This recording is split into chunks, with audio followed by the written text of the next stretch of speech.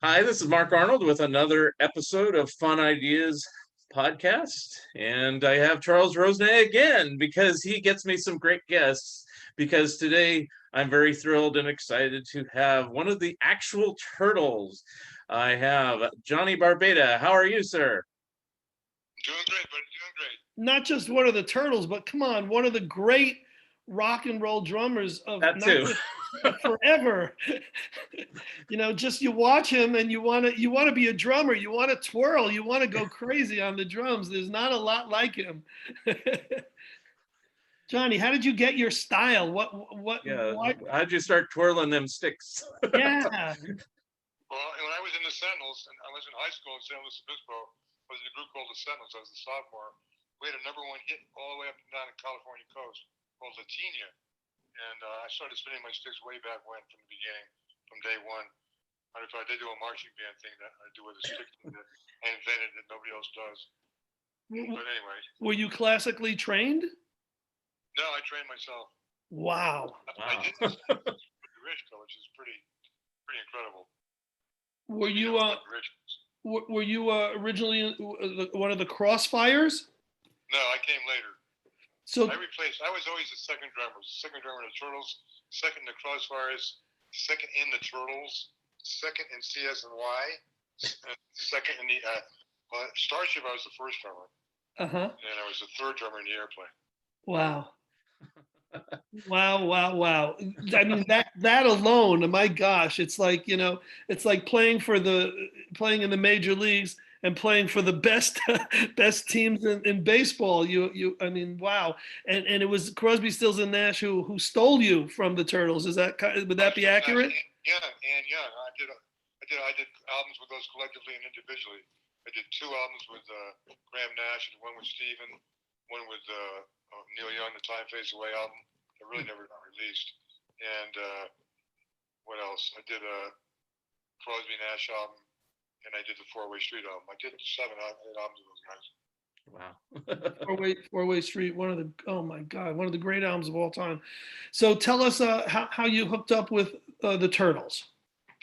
Well, Lee Michaels found out the Turtles were looking for a drummer, so they loaded my drums in the back of his van. We went down there. I did an audition, and Bones Howe, who produced some Mamas and Papas and a lot of other people, said, "Get that drummer," and we did. The rest is history. The first song I played on was "Happy Together," which was a number one hit single. They had four hits in a row by Bonner and Gordon, and then we had 2 more hits after that.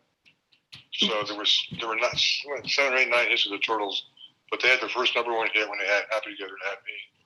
And they never had. I left and never had another hit. It was all you. That was amazing. Well, not totally, but the writer was important.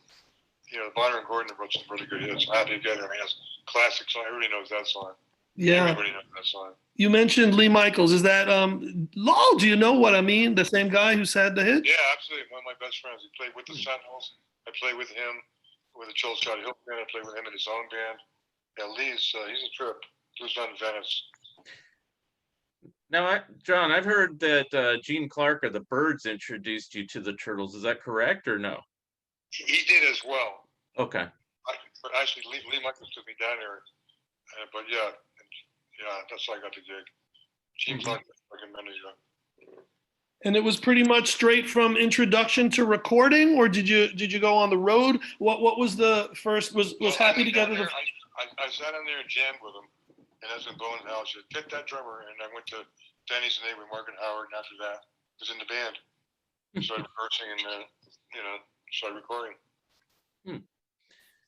And I guess you also did like their music videos is what they would call them now, is for Happy Together and for She's My Girl at the time. There weren't too many that they did, but how was it to film those little promotional films back then? We did what did we do? We did like 2 Smothers Brothers, 2 Hollywood Palaces.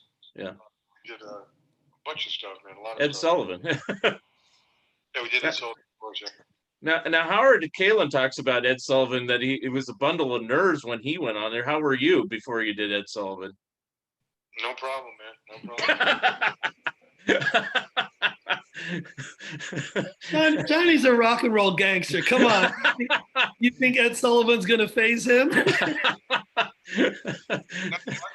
show, Mark handed him a flower, and Ed Sullivan didn't know what to do, so he went to a commercial. And asked him, what is the flower? Ed, it's flower power. He didn't know what it was. We had just followed the Stones, man. They had like, semen all over the toilets and beer cans and shit. They were like crazy wild. Us were the little turtles.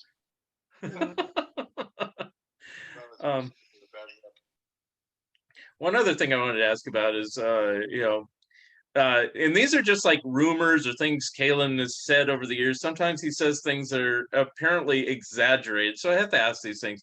Were you trying to get the Turtles to wear matching suits and stuff like that on stage, or is that just no? But I tried to get them to dress better because they dress terrible.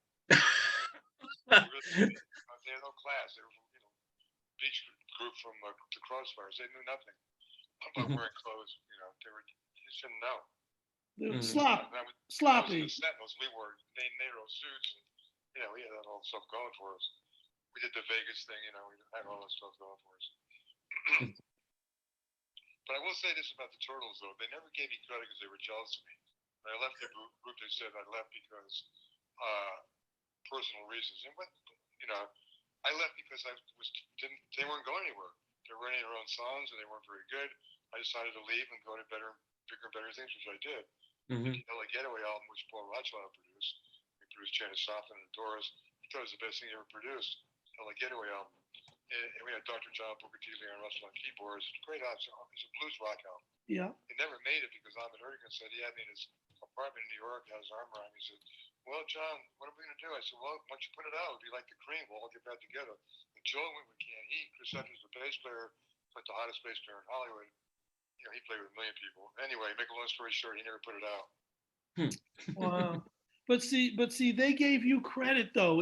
As it went on, they said you were their superior drummer, but the guy who came in after you, he was just a friend. He was a buddy, but they said no way did he have the chops you did. I mean, that's on record. Yeah, and that pissed me off too because I was just as much a buddy as he was. They just played him down. And all the interviews and stuff, they never mentioned me, never in their videos, and they were jealous of me, man. But when the Turtles would play crowds and the girls would run up to the front stage, they wouldn't look at Mark and Howard because they were heavy. Right. And Dan was the drummer. Right. That's the end of the story. It's the way it was. And so they were always jealous of me. I got all the teen magazine stuff and all that stuff. Right. But the show, when you saw the Turtles, the show really was Mark spinning his tambourine, me with my sticks, and Howard had a great voice. That was the Turtles. Correct. And when you saw the Turtles live, they sounded just like the records, which was important because a lot of groups don't sound like the records. But we did. Well, I mean, a lot of the groups didn't play their own music. I mean, it was recorded by the Wrecking Crew or whatever, and then they'd come out and play. You were a real band. Yeah, people used to ask, Blaine, did you play on that together? So that was Johnny Barbata. I said, wow, I didn't know it sounded like you. I knew Hal Blaine. Yeah.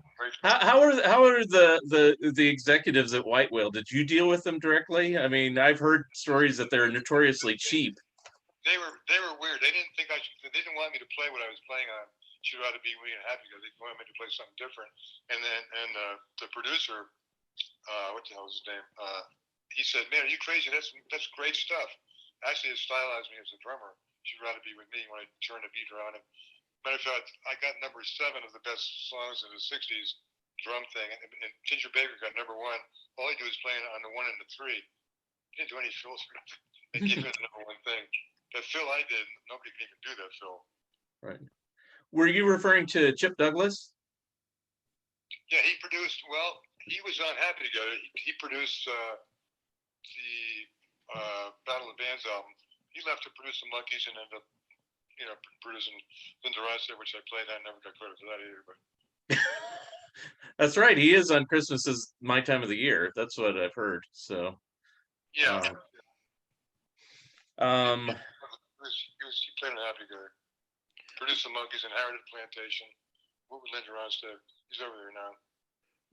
Were you credited on all the Monkey tracks, or I'm sorry, on the Turtles tracks, or are there some? Oh yeah, of course, yeah, of course, everything, yeah. Yeah, so that was legit. Okay. Johnny, I think that we're sensing that there's still, bitterness after all these years. Do you not keep in touch? They're not friends. They're not people who you. I'll be honest with you. Since we're telling the truth here and it's never been told. Yeah. Howard's a great guy. Nobody likes Mark. Mark's an asshole. What?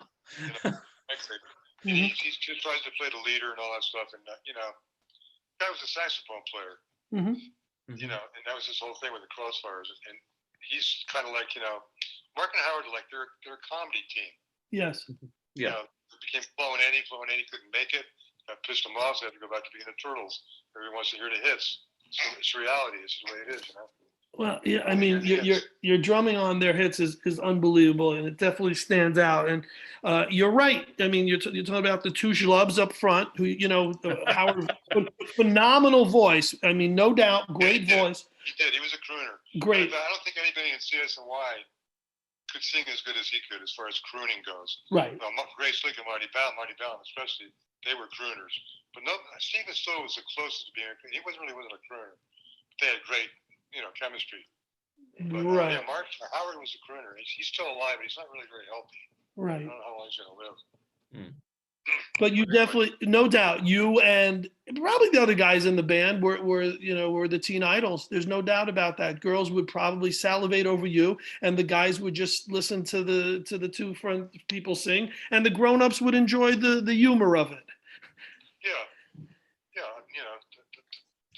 The Turtles were an act. You didn't just see a group together and sing left. Mark would throw his tambourine up one side of his arm, throw it up the other side, and I was always I always did a drum solo. Every band I was in except CSNY, I always did a drum solo, and that really brought me out to the forefront, so to speak. Tell us the stuff you did with the Turtles that you're most proud of. Well, I co-wrote Eleanor. I wrote a few words in that song. Yeah. And I had to get everything going, ba-boom, boom, ba-boom, boom. It stylized me as a drummer, but she'd rather be with me. I totally turned the beat around in the bridge. Did that fill where I do a single stroke roll, go to a double stroke roll, going out of it. And that got me number 7 drum part in Modern Drummer for the best drumming. And in the 60s for the top 7 drummers, whatever. Right. But like I said, Ginger Baker got number 1. All he was doing is playing on the 1 and the 3 instead of the 2 and the 4. Unbelievable. Which is really weird, but anyway. Now, did you play on Guide for the Married Man? Because that was kind of a different situation. The only song I ever played that with, they used a click track. Click track in that song, yeah. Okay. And that was by the songwriter's choice. Though that was John Williams who wrote it, the famous composer who went on to do orchestration. Right. Was, for a married man, yeah. Was click track your choice, or was that No, that wasn't my choice. They just wanted me to do it. I said, I don't care, whatever you want to do. No problem. I did over 100 albums as a studio drummer, so. Did you know that? Did I do over 100 albums as a studio drummer? Yeah. Whoa. Yeah, let me tell you, with Dr. John, Booker T, Leon Russell, Dave Mason, Linda Ronstadt, Everly Brothers, a lot of people. Who was the very first? That I did, well, besides all the groups I was in, maybe it was Linda Ronstadt. I'm not sure. That's a good question. Well, my memories can go back that far. Was that Peter Asher as the producer? No, Chip Douglas produced it. Wow, right. Yeah, he produced the Turtles, produced Linda Ronstadt, got me to play drums on it, yeah. Weren't Chip and Linda an item for a while? Boyfriend, girlfriend? They were, but she was, Linda Ronstadt was like, she'd be in the Troubadour, so, he's a terrible lay and all this kind of shit. She was crazy. What a voice, though. She had the voice.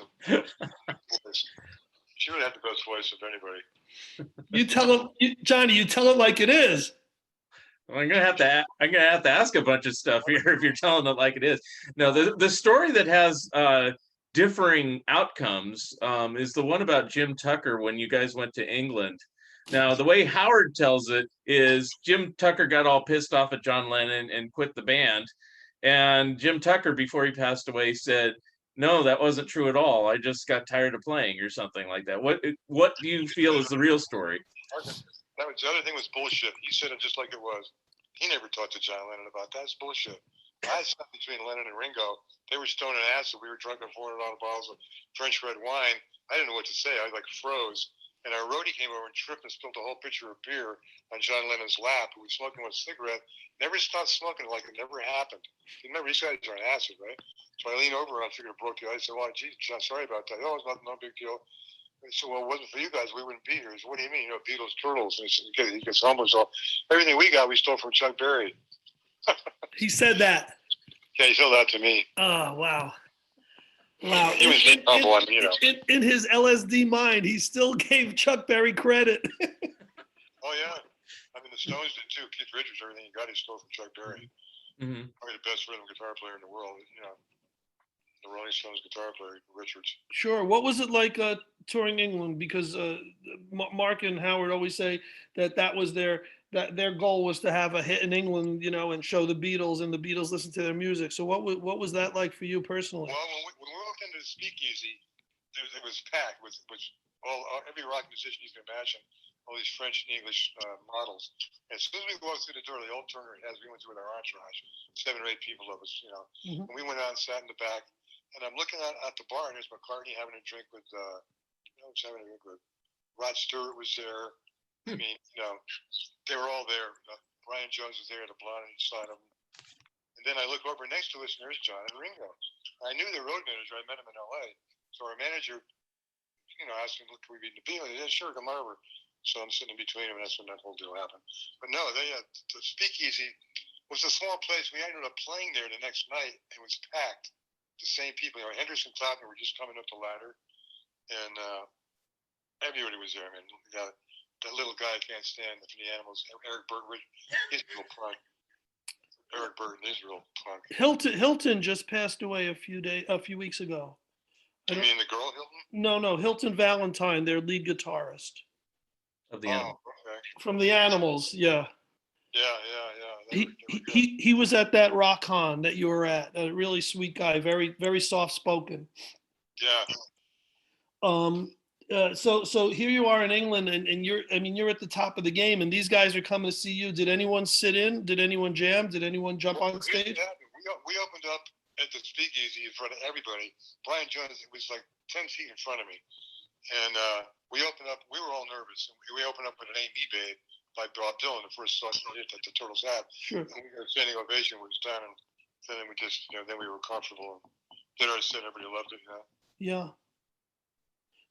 Did you do vocals too on those in those shows? Yeah, I sang on some stuff. Yeah, I did. They didn't really need me. They had some, you know, but I did sing later on. Did you perform anything back then that never made it onto an album that you performed live on tour? I don't think so. Okay. Can't Get to Know You was recorded. I think I got to like 25 or something. I don't know. Okay, because I discovered a Shindig performance, but I think it's before you joined, where they performed Needles and Pins, and I said, "Wow, that's not on a record anywhere." So I thought maybe you performed other things that weren't on albums or anything. Outside Chance really was the first thing we recorded, and that was a bomb. That never really got anywhere. Then we recorded Happy Together next, and then that was it. First number 1 hit single. Boom. So you were you were there for the best of the best. I mean, from Happy Together through Eleanor, and You Showed Me. I mean, and then pretty much that was it. Yeah, and you know, She'd Rather Be With Me. Do you know what I mean? She's My Girl. They were all big hits. Yeah. All big hits, man. Yeah, if you're going to be in a certain span of time, that's the best time to be in the group, I can see. Without about it. Yeah. One thing I'm curious about, and probably nobody's ever asked you, but they've surfaced in recent times, is you did a couple commercials, one for Pepsi and one for Camaro. What were those situations like? Well, we just went in the studio and recorded them. Not a big deal. But was it attached to a regular recording session, or was it something special, or how did that work? I think one was in New York, now that I think about it, but the other one was in LA. They were just, just went like anything else. They run the song down and we recorded it. It was pretty fast. Because go ahead. Any deep tracks or B-sides that you're really proud of that a typical Turtles fan wouldn't know? Well, I'd have to look at the album. So yeah, there is some good stuff on there. a bunch of weird stuff on there too, but there's some good stuff. Nothing hits you right off the bat and says, "Oh my gosh, I loved my own." The fills on this one. I can't believe it wasn't a hit, or I wish people knew this a little more. Nothing comes to mind. Well, the Battle of Bands album, Chief, Come On, I Want to Lay Ya. It's Royal Macadamia Nuts. I'll show that. Here's that album. There's, oops. You gotta laugh. You gotta laugh. There's John right there on the album. I'm showing the album on the video here. And then if you do get the album, the center spread has you all in these crazy costumes. I mean, what was that like, setting up those costumes for the album? Well, we had to go to Warner Brothers. They brought out all these different things. We kept setting up. We went to the beach to do the Surfer Dan thing, and it was fun. It was fun. It was cool. And that was the Beatles had Sgt. Pepper. We wanted to do something that was really different. So, a concept album. So we did that album. The Stones never did a concept album. The Beatles did. Sgt. Pepper was their concept album. That was our album. I think that album's had 2 hits on it. Eleanor and You Showed Me. Mm-hmm. I think hard to get 2 hits on one album. Johnny, I think the Stones would say that their on her Satanic Majesty's request was their Sgt. Pepperish. Maybe they wouldn't admit it, but it came out at the same time. The weird covers. But you outdid the Beatles because I think you were naked in one of the pictures that the Beatles would go. I don't think they had the balls to do that. I'm sure. Matter of fact, Mark was holding my fig leaf. I wasn't even holding anything. I had my arms. That's right. You're not holding it. The Stones were a trip. They were a funny group. They were not your normal rock and roll group. That's for sure. So, aside from the after effect, you enjoyed your time with them? It was a happy time? Absolutely, yeah, great times. Absolutely. Why wouldn't it be? I mean, God, I get to do a drum solo all the time. Nobody ever upstaged me. The only time we ever did a gig with the Rascals. I was good friends with Dino. He and I were probably the only 2 stick-trolling drummers in the '60s. The Rascals, I love the Rascals. They're more of an R&B band, which is the kind of stuff I really like. Turtles are more of a pop band, But, well, you drummers who love the '60s will put Dino and you at the top of every list. Yeah, absolutely. We were the stick-trolling drummers. I don't know if Dino did a drum solo. I never saw him do a drum solo, but I always did. I'm sure he was capable of it. But he called me from Paris maybe 4 or 5 years ago, and I know Jerry Rickey, his brother owns Long Island Drum Company. He said that Dino's really depressed. He's like a really moody guy. I never really got that out of him, but I never wasn't around that much to really know. But I don't know what it is. The drummers are always the best looking guys in the band. It seems like Michael Clark Michael Clark was good looking in the Birds. Gene Clark was good looking. Mickey Dolenz is pretty good looking. Dave Clark 5, yeah, a bunch of them. Ringo. Yeah. Pete Best with the Beatles. Ringo, well, McCartney had Ringo beat probably, but Ringo was probably second. Did you ever get to hang out with Ringo? Yeah, twice. Well, the time I sat between him and the speakeasy, he never said a word to me. But I'm at the club called the Rainbow in Hollywood, and I'm in there and it's packed. There's a bar downstairs, there's a restaurant downstairs, upstairs. There's this club thing. Anyway, I'm sitting there up to the top. There's this little loft. There's 2 places for seats. I see Buddy Miles up there, and he sees me. He flags me to come up there. I go up there, and there's Ringo, and he introduces me to Ringo. Hey, Ringo, this is Johnny Barbata. His girlfriend goes, "You're Johnny Barbata?" And Ringo almost fell off. He was pissed. Wow. This chick went crazy for meeting me. I don't know why, but anyway. John, you mentioned the Monkees. Any connections with you guys? Yeah, actually, I hung out with Peter Tork a lot. Peter Tork. Really? Yeah, we were good. He was the best of all those guys. He was just the smartest, the nicest, and all that stuff. Well, he was certainly the best musician and certainly the most cerebral. Well, I don't know. The other guy was a pretty good musician too. Guitar player. Nesmith, yeah. He might have been the better musician actually, but he was a bass player, right? Peter was probably more versatile. I think he played more things. Yeah. You could hand him any instrument, he could do that. Did you play also some bass? Did I play what? Did you also play some bass? No, just drums and percussion. Right. Now, when you said you wrote a few lyrics for Eleanor, did you also contribute to the writing or even how to drum in a particular song, especially on the Battle of the Bands? Because I mean, you're trying to be other bands. So did you give any input or did you just do your thing?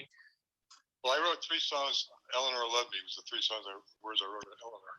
But no, I always got with my own ideas and arrangements and stuff for the songs. I came up with a lot of that. Okay. Which I never got credit for, but hey. Well, yeah, that's why we're asking, because we don't know. It's like it always seems like the Mark and Howard show. So, and one of the things I want to ask is kind of some of your weirder songs that you did with the Turtles. I mean, it's like, were you a fan of doing those? Like, I'll say one like "Sound Asleep." Yeah, that was kind of a weird one. But they had a lot of strange songs. did you prefer doing the silly weird ones, or did you like doing the straight stuff? Or and it didn't matter to me. I was a turtle. I was going to do whatever they put in front of me. Okay. I wanted to make an album, But Okay. I didn't say much. I might say something. I don't really like that song. I didn't really say that much. Mm-hmm. We just did what we did, recorded it, put them out there. Okay. And then you were part of some of those recordings, like in the hotel room, where it came out later as the Rhythm Butchers. I mean, what were those like? Was that any sort of sophisticated thing at all, or is it just goofing around with a tape recorder? I don't know anything about the Rhythm Butchers, to be honest with you. It might have been after me. I don't know. Okay. All right. Is Johnny credited on those? Well, I see his photograph on it, but yeah, it might have been after. But it was. Did you ever do any recordings while on tour, like in the hotel room? I mean, you probably weren't called the Rhythm Butchers, but just fooling around with tape recorders and singing. They might have been demos, nothing that we put out. Okay. Okay. Just Yeah, I mean, these came out late in the 80s or something. It was just supposedly some really undiscovered Turtle stuff, but it was kind of no, you were gone. But we're trying to figure out if those were stuff that you were on and that was released later. What were the titles of the songs? Oh, geez, I have to look it up. But well, ones that were like that were like actual B-sides that you put out. Like Umbasa and the Dragon and Can't You Hear the Cows? I mean, yeah, right. Yeah, silly stuff like that. I mean, were you were always game for that, you said, so it didn't matter, but yeah, those are the days. I guess that's what one other question I had was we always hear about Mark and Howard. I mean, talk about the other guys like Al Nickel. What was he like? I was kind of a quiet guy. They don't give him much input either. He had the third voice, and he came up. He wasn't a lead guitar player. The Turtles never had one album, one song a guy would play lead solo on 8 bars in a song. It never happened. He was a signature style guitar player. You know what I mean? Mm-hmm. And, Tucker was in the background. He didn't do much. He was kind of in the background.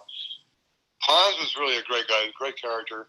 Good bass player. He was a field bass player. He had a good voice. He was a good bass player. Chip Douglas was maybe a more professional bass player, but he didn't last long. He played one album, one song, and produced us and left. He produced some monkeys in Harrod Plantation in Hawaii. Go through that whole thing. I speak to him every now and then. He still plays over there in Hilo. Mm-hmm. Plays his steel guitar and stuff. But yeah, but the Turtles are all different. But yeah, Al was cool. Al and I and Tucker lived together in Stanley Hills in a 3-bedroom apartment, or house, I guess you should say. Mm-hmm. We were all together all the time. Mm-hmm. Al was good. He wrote some good songs. Had a good vocalist. Pons was a good bass player. Had a good voice. He was a Pisces, kind of downstream kind of guy, kind of quiet, laid back. Now, I want to ask you a couple. There's a couple tracks that were unreleased that I believe you played on because they were recorded in '68, and they didn't release them till later, but they were never really truly finished. It was Rhino Records just cashing in, I guess, basically. One's called To See the Sun, and the other's called The Owl. Were those made for any particular purpose, or they were leftover tracks from Battle of the Bands? Do you remember them? I don't know. They might have been leftover tracks, or just tracks that were never released. I don't know. Okay, but you don't remember them being for any particular purpose. They're just ones that didn't make it. Exactly. But you were on those, right? I think so. Yeah, it rings a bell. Okay. And I was just curious if you got caught up, like you were in the Happy Together documentary that Rhino made a while back, and but it was Mark and Howard talking about like lots of financial problems and problems with the managers. Were you immune to all that, or were you exposed to that like everybody else? And how did you work through that at the time? Well, when I came home, I had given $1,000 to my manager to start I was going to sell these red Marcos cars. I bought it from Stephanie Powers. It looked like a Ferrari. They only weighed 1,400 pounds. Going to make 500 bucks. It never existed. I had a house in Malibu I was going to get for like 50 grand. It was like a $200,000 house. It was even bigger than that. That never existed. And then we were told that the managers took all our money. I went into bed and cried for a minute. Then I woke up and said, it's like the movie Gone with the Wind. Well, there's always tomorrow because we still got the band. We can probably make money. And so we got it back together and went out there and did it. And my best friend ended up managing them, Rick Soderlund, for a while. And yeah. Was Bill Cosby a manager for a while too? Bill Cosby, Yeah, River? yeah. No, I recorded him one time for him in while they were filming Combat next door. Yeah, but no, he had nothing to do with producing the Turtles, not at all, nothing. Okay. Had nothing to do with the Turtles at all, nothing. Oh, gotcha. And let's see, just little rumor things and stuff like that. When you're with, it might have been when you were with Crosby, Stills, Nash and Young, or Jefferson Starship, but I've read that you were considered to drum for the Eagles, and you had to turn it down because you liked the gig you were doing. Well, that's exactly what happened. David Geffen, Elliot Roberts had four. David Geffen was the top guy. They're all William Morris dropouts, right? And Elliot Roberts had Neil Young and Joni Mitchell, the Cars, Tom Petty, Devo, this other guy had, John Hartman had America, all in the same building. And so I go up there, Elliot Roberts, to get me stoned in Elliot's office, and you could just, Geffen's office was right, touch his, walk through the door, it was Geffen's office. You go in there and he sit me down there, look, there's this new band, and they want you to be the drummer. I go, who are they? He said, Geffen Lee's, they're going to really be big, and they want you. Well, David, who are they? He said, the Eagles. Eagles? Never heard of them. He said, well, they're going to be big, and they want you. He goes, man, I'm getting ready to do Neil Young solo albums. I can't get any bigger than Neil Young. He says they were a political group, and I would rather be in a political group than an Eagles kind of group. And, the same thing with Ainsley Dunbar, who followed me in the Starship. He was asked to be the drummer in Led Zeppelin and turned that down to go with Whitesnake or something. Yeah, so there's, who knows? Maybe I'd join him. Maybe Henley would have been a guitar player or something. I don't know. Johnny, what do you do now? Well, I get a bunch of drum clinics I'm supposed to do in New York City, but I'm afraid to go to New York. I hear it. It's a little crazy there, man. So you still do clinics, yes? Yeah, I've got them lined up. What I'm doing when I was in question. No, I know. Did you ever do the Connecticut drum clinic for Rick Smith? No, but I did a book signing up there. Probably did a little bit of a drum clinic for the people that were there, but not a real full-fledged one, no. All right, I'm going to get you that. Yeah, Connecticut. He's a good guy, and he's had, Liberty, and he's had so many people, and I bet he just doesn't know how to reach you. So I'm gonna hook you guys up. Cool. Yeah, you asked me about Joe Wizard. Joe Wizard, he produced the Turtle stuff. Oh yeah, and yeah. He was one of the reasons that when they got me, Joe Wizard, and the new writers, and a new bass player in Jim Pons, and Chip Douglas changed their whole sound. The rhythm section was totally different. Drummer and bass player, and of course the writers and the producer changed the whole thing. Right. So Joe Wizard was a great guy. He ended up producing Earth, Wind, and Fire. Wow, big difference. Yeah, he's really good. But when he came to California, we had this pot called Ice Bag. He smoked some of that shit. It just made him a vegetable. He couldn't do nothing. It was funny. Anyway. Now, I have a quick question for you. Is and you've probably been asked this more than even Turtles questions. I was just curious.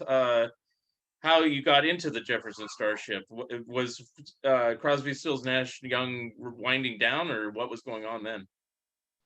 They kind of were winding down, and Crosby said, "Hey, there's this group, the Airplane. They need a drummer, man. And I recommended it to them, and that's how I got the gig. I went up to him. It's the same way I got the gig with CSNY. I was in Leo Makota's house in La Honda, Santa Cruz, and Neil and Crosby came walking in, and they said they were kind of down because they fired Dallas Taylor, because Neil didn't like him. He wanted to be an equal part of the group, and he was pissed off that Neil was in there. So Neil said, "Fuck this guy. It's either he goes or I go." So he went, and I came. And I talked to Fuzzy Samuels, who called me about a week ago. He's a great bass player. He's in Ohio. He's not doing much anymore, but he was a great bass player. That's how I got the gig, though, with the Airplane. Crosby got me the Airplane. I rehearsed the same thing, played with Jack and Yorma, jammed with them guys, and they loved it, and I got the gig on the spot. And that led to the Starship. We came and said, "What do you think of a group called the Starship?" "Well, are you kidding? I'd love to be in a group called the Starship." Yeah. Well, it was a natural progression from Jefferson Airplane to a Starship. It was brilliant. Exactly. It really was. Now, I have to kind of touch on a delicate subject. I mean, it seems like you were doing fine with the group, but then you had a car accident, correct? And that's what ended your association with the group? Well, it really did, yeah. I broke my neck in 32 pieces, my jaw in 32 pieces, broke my neck, broke my arm. But I came back, man. It took me about 6 months, and I came back. Were you doing one tour? I did a tour with Rita Coolidge and tried to put a band together called California. I had Alistair Haley from Spirit and another guy, Shannon O'Neill, kind of like a Jackson Brown kind of guy. Geffen loved it, but he wanted to put a Michael McDonald kind of keyboard player, and kind of things fell apart when he did that. Geffen's notorious for trying to break groups up and put different people together. It's just, it's ironic too that him and Irv Azoff, the two biggest guys, are both gay blades. Yeah. Well, you sloughed off, this accident. I mean, dude, you came back in 6 months. That's unbelievable. With that kind of, some people may never come back. The reason is I'm organic. Everything I eat, I'm organic. I'm 75 years old. I got all my hair. I'm maybe 10% gray. Most of my friends are dead and gone. All I ever did is smoke pot and drink a little red wine. Stay away from the heavy. Good for you. Anyway, guys, what am I going to get out of this? You're going to tell me something? So what's going to happen is we want to be able. First of all, I want to get you that gig for the Connecticut thing. Number one. Number two, is there a place? Let's say a fan never saw you at a rock con. They know your history. They're Turtle fans, whatever the case may be. Crosby, Stills, Nash fan. They want to get your autograph. They'll pay you for that. How do we get them to get your stuff? I think it's just johnnybarbata@gmail.com. So my email, and just we can share that. Yeah. Yeah, sure. So for the listeners, it's JOHNY BARBATA, Johnny Barbata @gmail.com. Write them a letter. Tell them your politics. Tell them. Tell them you love them. I'm trying to think what my jingle was. It was Johnny Barbata, professional drummer. Yeah. If you put that in there, you can get my book and all that other stuff. Oh, If you're gonna buy my book, it's a good read, man. Is it still available? Your book's still out there? Yeah, as a matter of fact, it's coming out. The new book's coming out in about 2 weeks. That's the one you're gonna really want. It's got all color pictures of all the bands and stuff. Although I had to be careful because I can't put all the pictures in there because of credit stuff. They want to get paid for that stuff. Johnny, when that comes out, what we can do is we can get you a lot of other interviews that'll be heard by a lot of ears and a lot of eyeballs, and we'll be able to help you push that book big time. What's the name of your book, John? The Legendary Life of a Rock Star Drummer. Perfect title. That sums it up.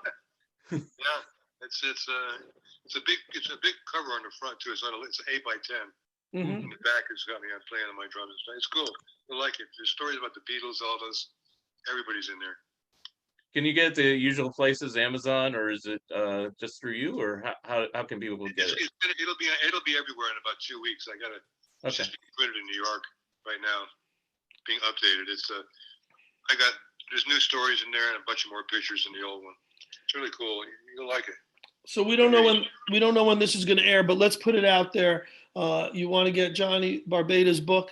Hopefully it'll be out by the time this airs. If not, be on the lookout. Everyone buy a copy of it and tell your friends about it. And if you want to get Johnny to sign a copy, write to his Gmail. You got it.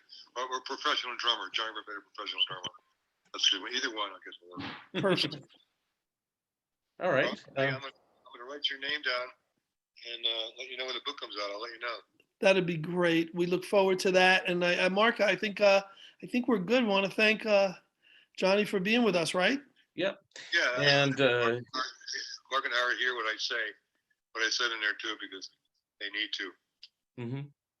Well, I just wanted to plug one more time, even though, you've done so many other things, if you get a chance to get Happy Together album or the Turtles Present the Battle of the Bands, you can hear Johnny play some of his best stuff with the Turtles.